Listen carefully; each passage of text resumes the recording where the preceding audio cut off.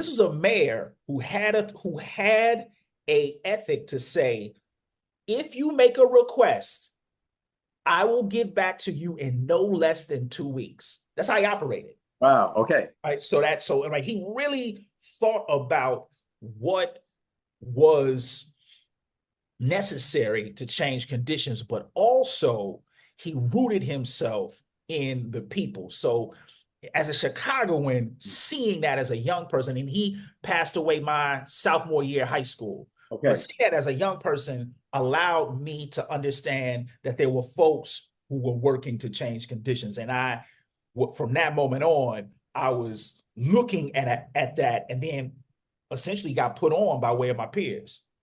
What was his name again? Harold Washington. Yeah, yeah. You say that name in the city of Chicago, it brings a smile to people's faces. And actually, Obama talked about it. He talked about it very much how Washington also being influenced to him because he worked on the campaign. Yep, and he would talk about how he would go to watch Harold Washington, and he would just be like, "Man, how is this dude doing this?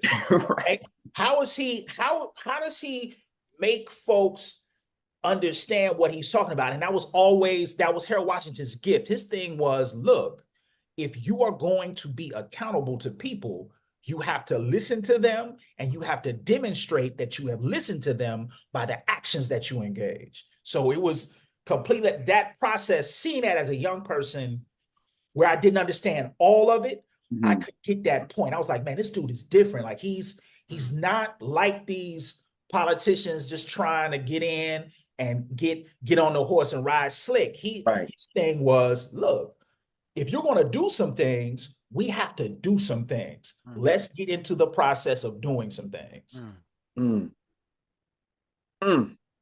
Yeah, Harold. Yeah. Harold Washington, man. I mean, yeah, his definitely legacy, like you say, his legacy and his legacy of integrity is what I hear people talk about very much so. And even the small things I've read on him or the movies, those short documentaries I've seen, it's nothing but integral, man. And he talked to all Chicagoans. It wasn't just Black Chicago. It was like all Chicagoans felt like they had his ear, and they really appreciated that.